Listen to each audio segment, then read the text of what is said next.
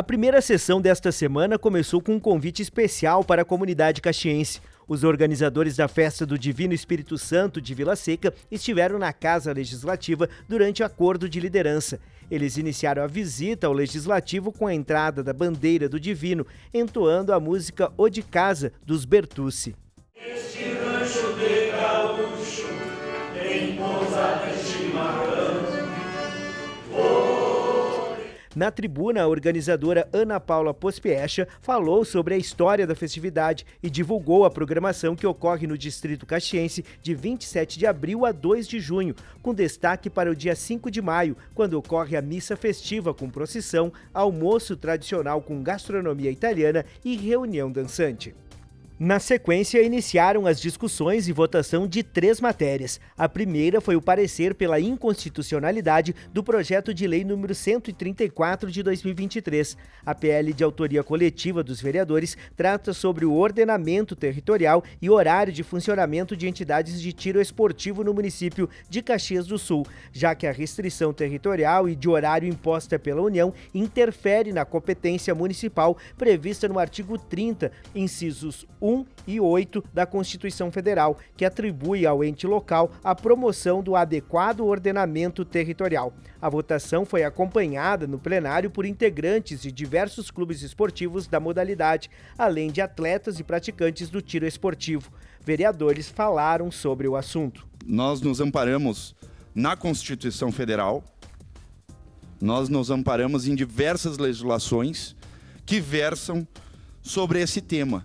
E o que o IGAN-IDPM argumentou foi quanto à questão do material bélico, que, volto a dizer, não tem nada a ver com o tema do nosso projeto. O nosso projeto é referente ao horário de funcionamento, que o município tem a discricionariedade de regulamentar um horário de funcionamento, sim. E toda essa questão também do distanciamento de escolas. Eu estarei votando conforme a relatoria, né, que eu não tenho como votar ao contrário, mas cabe salientar aqui, e por isso é importante a gente falar.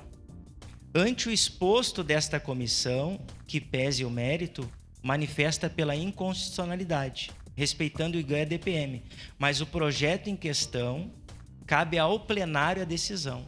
Então, o plenário é que vai decidir a respeito de acompanhar o mérito da inconstitucionalidade ou a derrubada.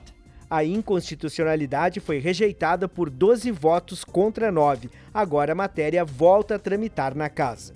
Também foram aprovados por unanimidade os 2 projetos em segunda discussão que estavam na ordem do dia. O 88 de 2023, que regulamenta o programa de incentivo à doação de cabelos para pessoas em tratamento de câncer. A medida inclui a promoção da solidariedade e de recuperação da autoestima dos pacientes, além de campanhas educativas. E o 28 de 2024, que denomina a via pública municipal do distrito de Vila Seca como nome de estrada municipal a Natália Gazana Marquesi.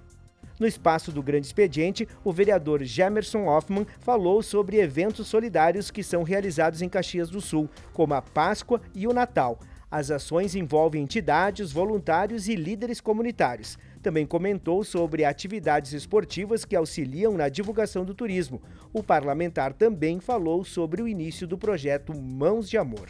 O novo projeto que estamos lançando aí e unificando aquilo que nós já realizamos há mais de 10 anos, que é o Natal Solidário, a Páscoa Solidária e o Dia das Crianças, onde nós buscamos resgatar os princípios básicos da vivência em comunidade, doando um pouquinho do nosso tempo, um pouquinho do amor e juntos construímos uma Caxias cada vez melhor.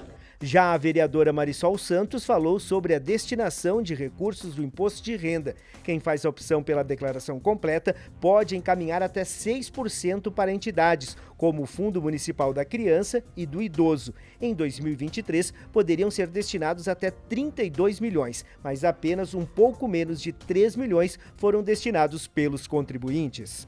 E ainda tem muita gente que não sabe que pode, que está nas mãos, né, cada um nas suas mãos, essa possibilidade de reter parte do recurso, né, parte do nosso imposto de renda para o município.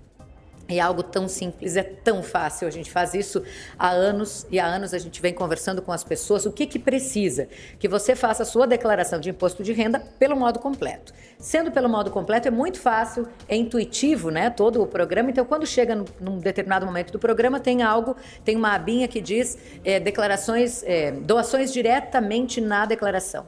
Então, vai lá. E aí ele mesmo calcula qual é o percentual máximo, que é 3% para o fundo da criança e adolescente e até 3% para o fundo do idoso. Vai lá, coloca isso, vê qual é o valor.